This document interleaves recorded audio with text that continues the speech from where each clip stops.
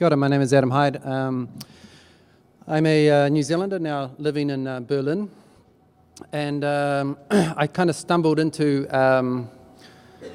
what might be called the publishing industry some years ago through an organization called Floss Manuals. It's an entirely voluntary organization that produces free documentation, free manuals, free books about free software. And it's completely voluntary. It has about 4,000 people volunteering. And it has manuals in over 30 languages and 3 specific language communities, etc. So this was in 2007, and we needed to develop a book production platform because there was nothing out there to facilitate what we had to do, and some methodologies for production of text. So I just want to talk a little bit about those 2 things. The title of the talk is The Collaborative Spectrum, and I chose this topic and this point because there seems to be, at least to me, a polarization of how we see authorship. We see it as either being collaborative or we see it as a single authorship kind of deal. And I wanted just to place the idea that all books are pretty much produced collaboratively. It doesn't matter if they have one attributed author or not. Somewhere along the way, somebody has contributed to improve that text. And what's really weird, of course, is that there hasn't actually been a lot of research about this. There's been a little bit. There's been some intellectual discussions. Foucault in the 60s brought up the idea, which is the most recent sort of real debate about authorship, and he said that people play an authorial role and artifacts get subscribed to them, and this is somehow the thing that we call an author. But of course, what authorship is actually still a mystery, and it needs a lot more further exploration. But one thing that I think we need to do is to consider this not as author versus multiple authorship, but see collaboration in book production as something that enhances texts and something that we need to learn more about and investigate. I'm just going to reference 2 very quick texts here, which are very good if you're interested in this specific topic. This Stillinger one I've read, which is very good. The other one I'm still on my bookcase and I intend to read, but if anybody would like to read up on this.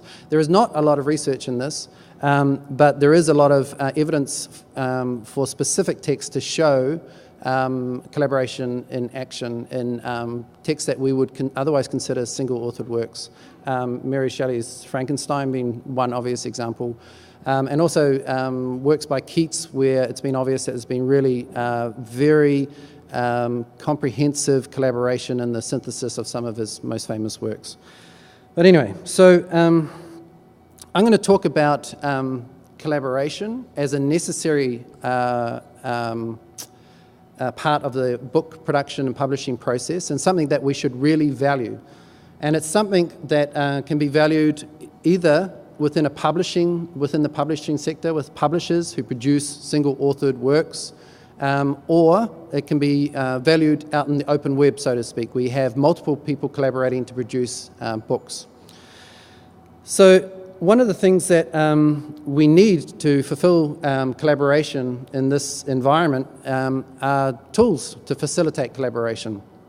And so far, most of the publishing sector, as far as I know, works largely with very linear-orientated tools. So they work largely with Microsoft Word often, and tools, collaborative social tools like email around manuscripts with record changes, and this is their idea of some kind of collaboration. There might actually be very rich, intensive collaboration going on, but the process is far from optimum. So on this level, we have kind of collaborative processes using very inefficient tools. And on the other level, where people really want to collaborate, there seems to be a lack of platforms that really enable this, because the dominant paradigm is the myth of the solitary author. So I'm going to talk a little bit about BookType, which is a tool that I've been involved in producing. It's a free software tool which enables collaboration, but you could just use it by yourself. And also, I just want to divert just very briefly into an interesting case study which I'm involved in called Book Sprints, which is about an intensive collaborative process which involves authoring of books in very short periods of time.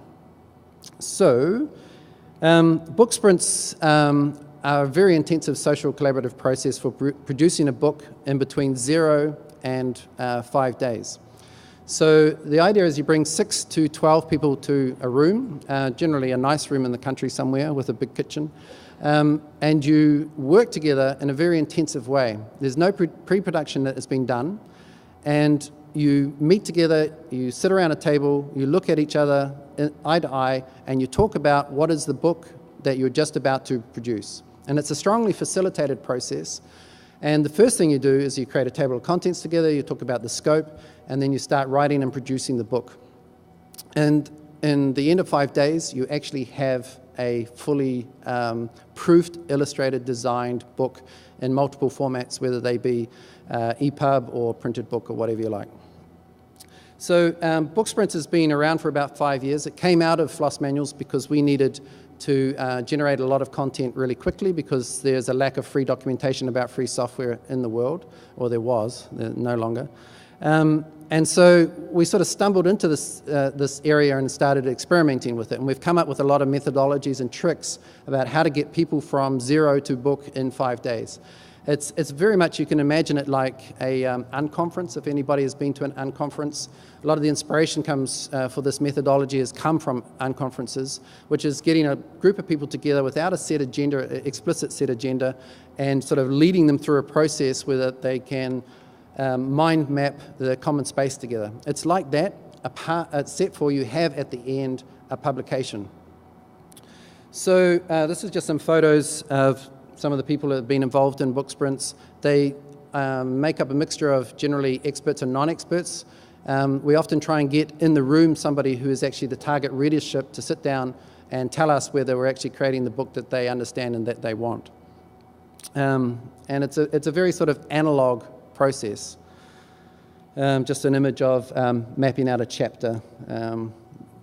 Anyway, so one of the things that enables us to do this is a product called BookType, and it's I have some of these magazines if anybody would like one, and it's a free software platform, book authoring platform. It's a collaborative platform, but you can use it by yourself, and it's been around since 2007, and I came to the first Books and Browsers, and Brewster was very good to give us a small amount of money to get us going, and we've stuck at it for 5 years, and we have a very sophisticated, mature platform that's been developed at the coalface, so to speak. We've worked with really literally hundreds of authors and organizations to produce books with this platform.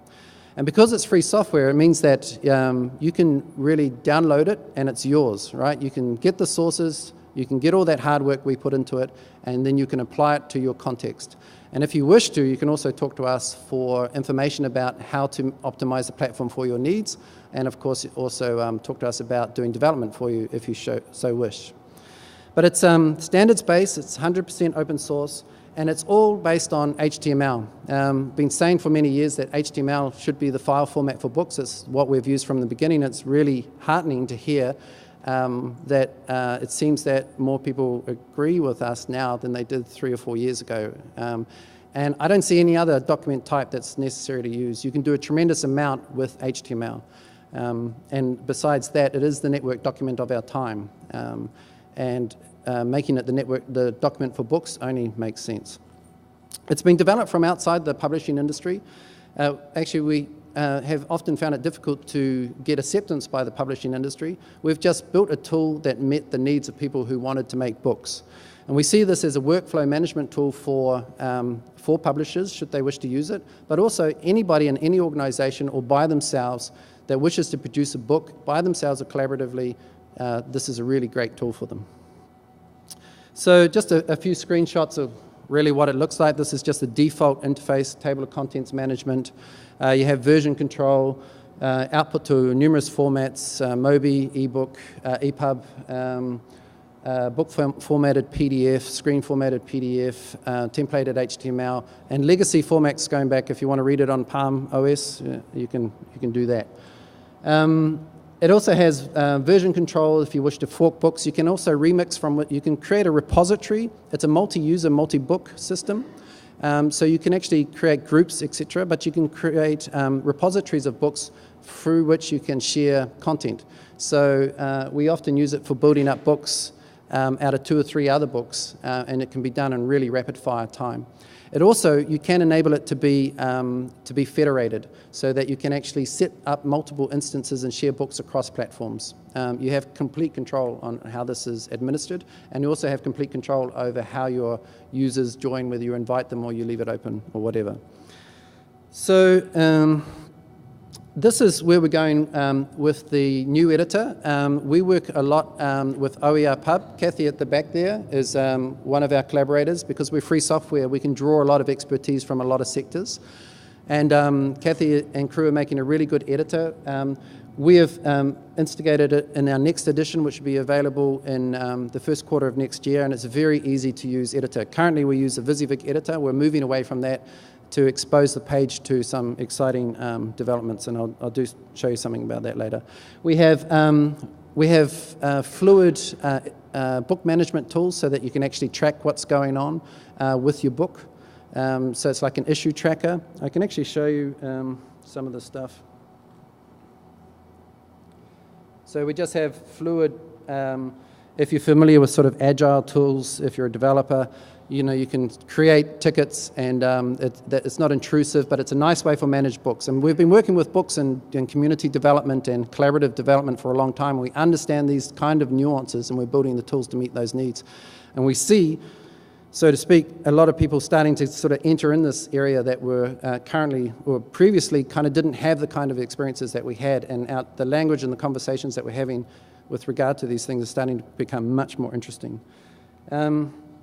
We also have things like this. This is really a nice tool. We can visualize the production process of a book, so you can actually follow who's been doing what over a set period of time. So these are book monitoring and management tools, which are really useful. You can easily zoom in to see what's going on.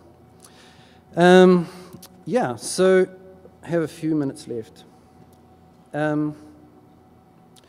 I would like to just put it to you that open source is really the only way forward. I totally agree with Hugh, and congratulations to Pressbooks for announcing that their platform become open source. We need more open source tools in this area.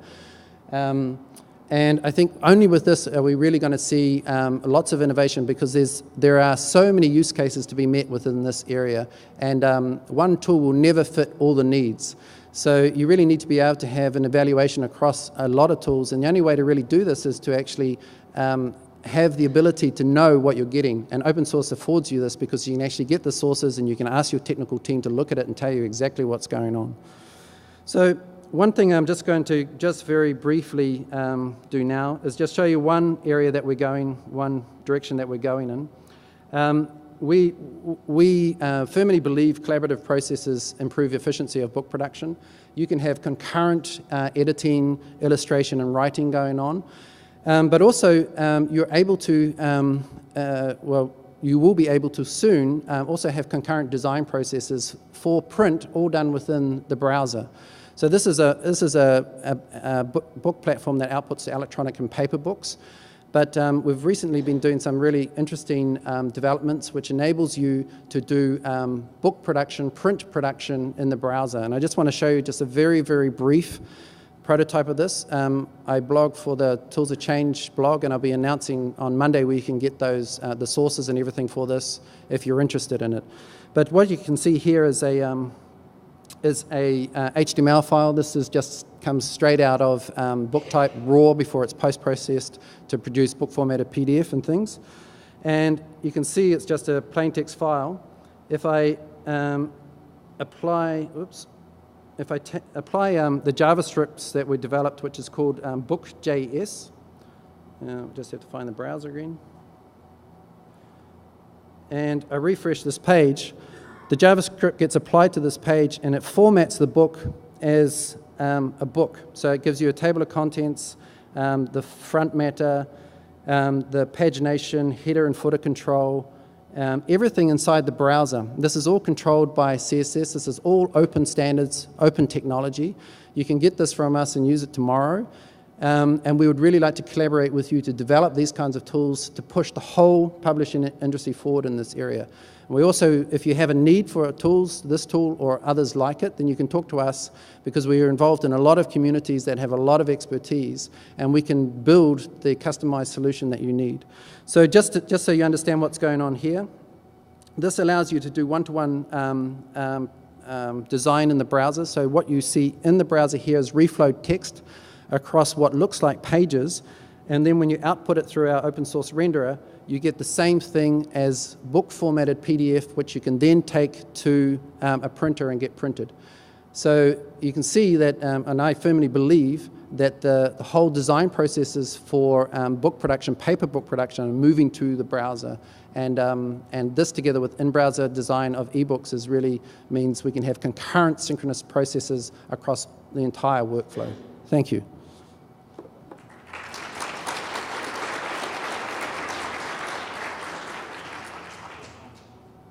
We have time for a question, apparently, if there's any questions. No questions. Too many questions. Is that a good thing or a bad thing? Thank you. That wasn't a question. He just said what we're doing is excellent. So. Thank you very much. I appreciate your time.